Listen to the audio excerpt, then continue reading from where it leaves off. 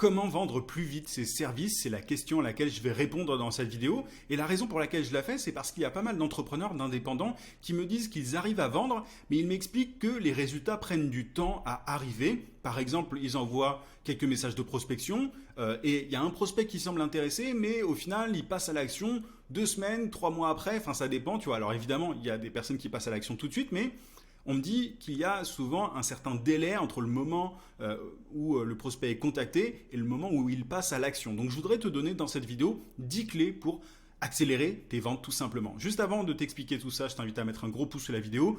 Ça me permet de voir que ce contenu te plaît, ça permet de soutenir mon travail aussi. Abonne-toi également à la chaîne si ce n'est pas déjà fait. J'ai des centaines de vidéos sur la vente, sur le marketing, sur l'entrepreneuriat de manière générale, donc ça devrait te plaire. Active la cloche de notification aussi pour ne pas rater mes prochains contenus. Je publie une vidéo par semaine. Et dernière chose, une fois que tu auras regardé cette vidéo, si tu veux aller encore plus loin, si tu veux développer ton business en 5 minutes par jour, j'ai ce que j'appelle des emails secrets. Tu as le lien d'inscription en description. Tu peux aussi cliquer sur le i. Et en t'inscrivant, c'est très simple. Tu vas recevoir chaque matin à 9h un email rempli de conseils, de méthodes, d'astuces pour trouver plus de clients et pour facturer tes services à prix d'or. Mon meilleur contenu se trouve dans ces emails secrets. Il y a plus de 15 000 entrepreneurs qui sont déjà inscrits. C'est pour toi si tu es coach, consultant, formateur, freelance, bref, si tu vends tes services à des professionnels ou à des entreprises et si tu es motivé, si tu es ambitieux, parce que forcément, voilà, il faut avoir envie de recevoir ces emails chaque jour, au quotidien. Et je préfère te dire, je n'ai pas trop ma langue dans ma poche, j'ai un style assez cash, assez transparent, ça plaît ou ça plaît pas, mais au moins tu es prévenu. Maintenant, on va passer aux 10 clés, je crois qu'il y en a 10, peut-être qu'il y en a plus, mais il me semble qu'il y en a 10, pour pouvoir vendre plus vite tes services. La première clé, c'est le fait d'avoir une offre et un positionnement clair. Il y a beaucoup d'entrepreneurs, d'indépendants qui ne sont pas parfaitement au clair sur leur positionnement, sur leur offre. En gros, tu vois, ils ont une offre que leurs prospects ne comprennent pas vraiment. Les prospects ont besoin d'éléments de clarification pour quand ils échangent. Tu vois, tu es dans cette situation si tu entends régulièrement des prospects te dire « j'ai pas compris » ou alors est-ce que vous pouvez me détailler ceci, cela? Alors, c'est normal, tu vois, de pas tout expliquer dès la première prise de contact et de devoir développer par la suite. Mais si tu entends très souvent cette phrase-là, voilà, j'ai pas tout compris, ouais, est-ce que vous pouvez m'expliquer ceci, cela? Si tu as l'impression que tout ne coule pas de source, bah, il y a peut-être un problème au niveau de ton offre, de ton positionnement. Et dans ce cas-là, bah, bosse sur ça parce que c'est ce qui va te permettre d'augmenter tes conversions, de vendre beaucoup, beaucoup plus vite. Tu vois, au niveau de ton positionnement, quand je parle de positionnement clair, c'est le fait de régler un problème pour une cible bien précise. Si tu règles plein de problèmes pour plusieurs cibles, du genre j'aide les TPE, PME et tout ce qui va avec je sais pas, à développer leur visibilité. Alors c'est pas clair, développer sa visibilité, on comprend pas ce que ça veut dire et tu vises beaucoup trop de cibles. Donc fais gaffe à ça. Je répète souvent ce point-là parce que c'est un truc que je vois vraiment, vraiment souvent, dans 90% des cas, quand quelqu'un n'arrive pas à avoir de résultats en prospection, notamment, ou alors s'il galère à avoir des résultats rapidement, c'est parce qu'il n'a pas une offre et un positionnement clair. Donc, fais gaffe à ce point-là. Deuxième clé, c'est le fait d'avoir une stratégie de contenu efficace. Alors, moi, il faut savoir par exemple que avec ma newsletter, j'ai des personnes qui me suivent depuis des années. Il y a certaines personnes qui n'achètent aucun de mes produits ou ne payent pas mes services pendant un bon moment. Et en fait, à force de rester top of mind auprès de ces personnes, donc top of mind, à force de rester devant leurs yeux, en fait, je suis la personne référente en marketing à leurs yeux parce qu'elles voient mon contenu tous les jours, je leur apporte de la valeur, etc. Et à force de rester dans leur tête, hein, d'une certaine manière, de démontrer mon expertise, de gagner leur confiance, etc., elles finissent par passer à l'action. Donc, tu vois, si je faisais pas de lead nurturing dans le temps, si j'alimentais pas mes prospects avec du contenu de valeur régulièrement, il y a plein de gens qui ne passeraient pas à l'action. C'est-à-dire que, tu vois, ils me découvriraient, ils se barreraient et ils iraient payer les services de quelqu'un d'autre.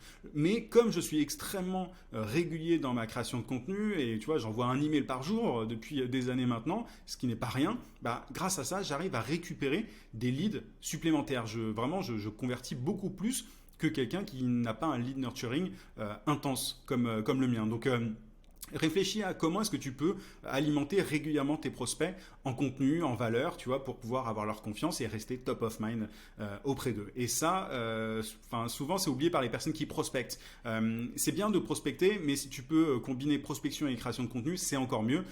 Tu vois, comme ça, tu arrives à avoir des contrats à court terme avec des prospects qui sont pressés. Et tu peux éduquer, gagner la confiance, démontrer ton expertise auprès de ces prospects grâce à ton contenu.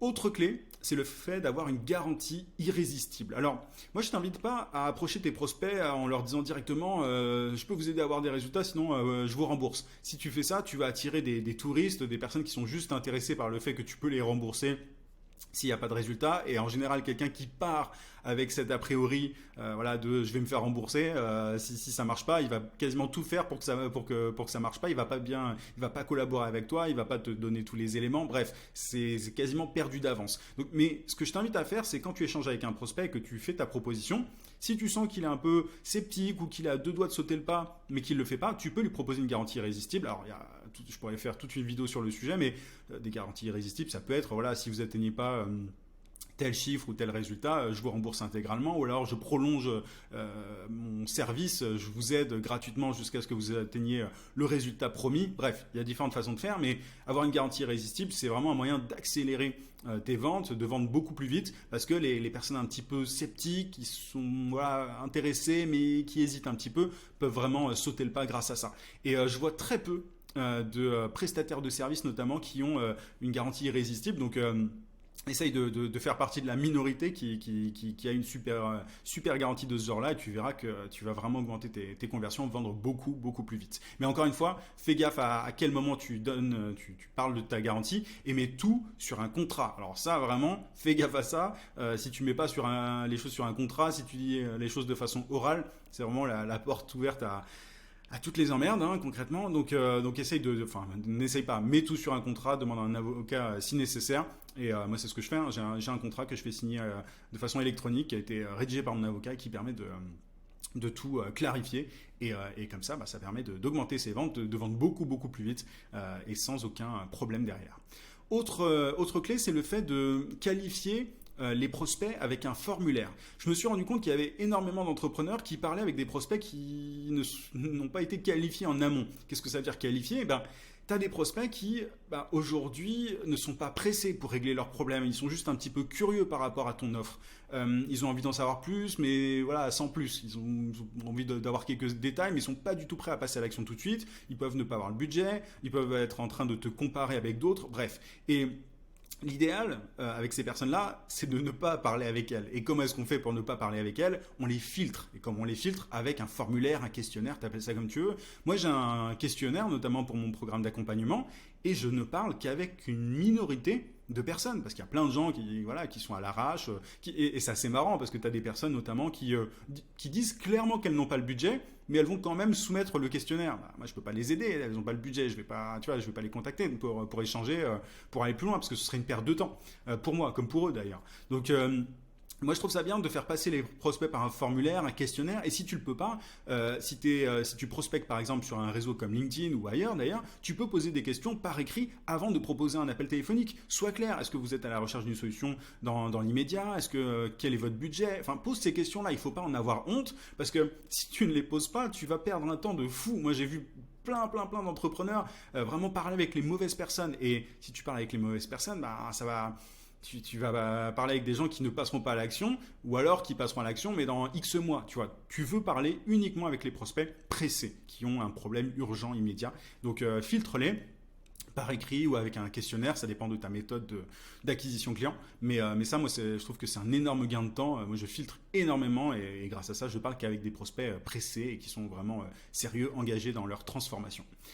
Autre clé, c'est le fait d'identifier des signaux via des logiciels ou des outils. Tu as plein d'outils aujourd'hui en prospection qui te permettent d'identifier certains éléments. Par exemple, tu as des outils, des logiciels qui te permettent de voir quelles sont les startups qui sont en train les startups ou autres boîtes qui sont en train de recruter tel type de personne à tel poste.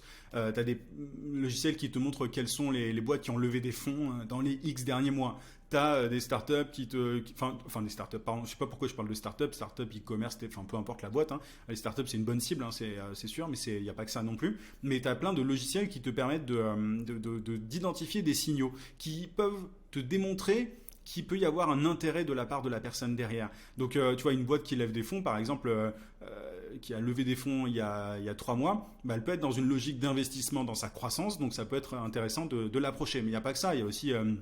tu vois, est-ce qu'il y a une augmentation des effectifs? Est-ce qu'il y a une nouvelle personne qui est arrivée à tel poste? Enfin, et tu as plein d'outils qui te permettent ça. Je ferai peut-être une vidéo sur le sujet si ça t'intéresse, dis-le moi en commentaire d'ailleurs. Mais tu as tout un tas d'outils qui te permettent d'identifier ces signaux. Ils sont en général pas donnés, mais ils font gagner tellement de temps parce que tu peux derrière identifier les prospects qui peuvent être les plus à même de bénéficier de tes services à court terme. Donc tu peux vendre beaucoup plus vite en les ciblant.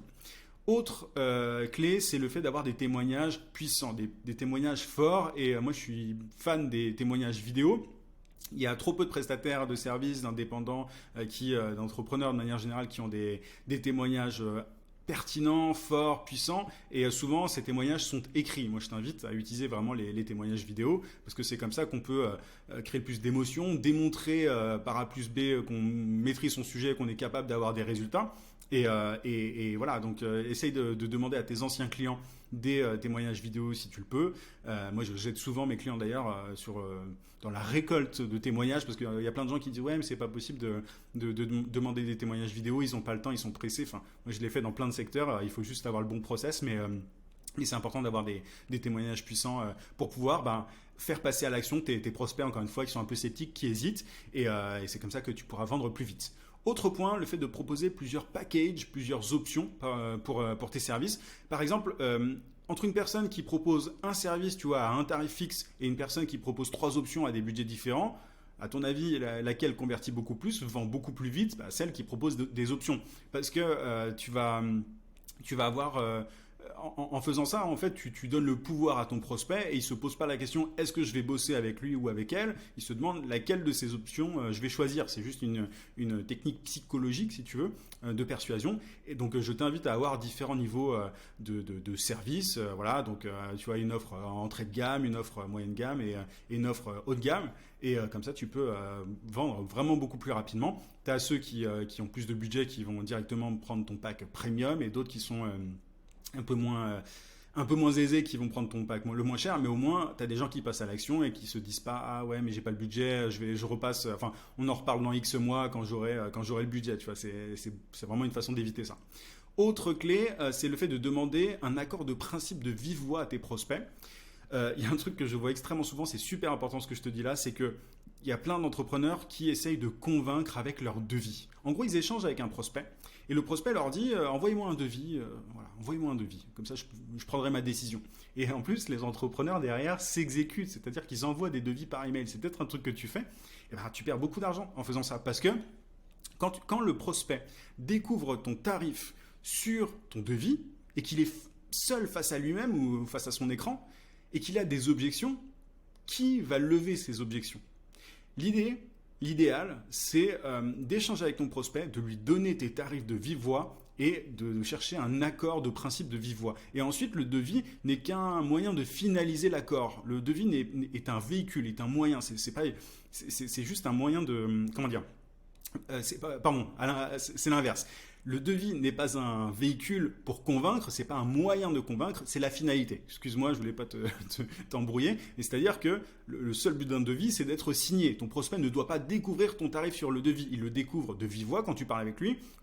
Ton prospect te donne des objections s'il en a, et ensuite s'il est d'accord, il te dit ok, c'est bon, je suis parti, c'est parti, on peut bosser ensemble, et là tu envoies le devis pour qu'il signe et pour que juridiquement tu sois protégé. Mais ne fais pas comme toutes ces personnes qui envoient un devis juste pour donner le tarif à leur prospect, parce que quand il va découvrir le tarif sur le PDF, derrière il va avoir plein de questions et tout, et vu que tu ne seras pas en ligne avec lui, tu ne pourras pas lever ses objections, répondre à ses questions, etc. Donc Fais vraiment gaffe à ça et en demandant un accord de principe de vive voix, en donnant ton tarif par téléphone, tu vas vendre beaucoup plus vite que si tu envoies un devis parce que on les connaît, tu vois, les prospects, ils te demandent un devis, et ensuite tu n'as plus de nouvelles, bah, simplement parce qu'ils ont ton tarif face à eux et ils ont plein de questions, mais voilà, ils te les posent pas quoi. Donc il y a beaucoup de non-dits par rapport à ce sujet-là. Autre clé, c'est la neuvième, si je dis pas n'importe quoi, ou alors on en a fait plus que 10, mais c'est pas grave, c'est tout bénéf pour toi. C'est le fait de, bah, en fait, je te l'ai déjà dit, c'est le fait de traiter les objections immédiatement de vive voix. C'était un peu lié à ce que je disais précédemment. Enfin, je te l'ai pas dit, je l'ai un peu évoqué, mais en gros, l'idée, c'est quand tu as ton prospect qui a des questions, qui a des doutes, etc., il faut que tu lèves ces questions directement quand tu es au téléphone avec lui. Il ne faut pas que ton prospect te dise oui, je vais y réfléchir. En fait, il faut lui demander à quoi est-ce qu'il doit réfléchir, sur quoi est-ce qu'il bloque, qu'est-ce qui coince, qu'est-ce que tu pourrais changer pour qu'il prenne sa décision tout de suite. Il faut que tu traites les objections vraiment quand vous échangez. Parce que si un prospect te dit je dois réfléchir ou on en reparle ou machin, c'est qu'il a des doutes, il a des questions et derrière, tu n'entendras plus jamais parler de lui si tu le laisses s'évaporer dans la nature, si tu le laisses s'en aller. Donc, fais les choses de façon fine, hein, évidemment, mais demande-lui, voilà, quelles sont vos questions, est-ce que je peux y répondre? Et tu verras que de cette manière-là, tu vas vendre beaucoup plus vite parce que bah, tu vas pouvoir lever les craintes, les doutes de tes prospects, alors que, enfin, tu vois, de vive voix comme ça. Et ça t'évitera de courir après le prospect pendant des mois et des mois derrière.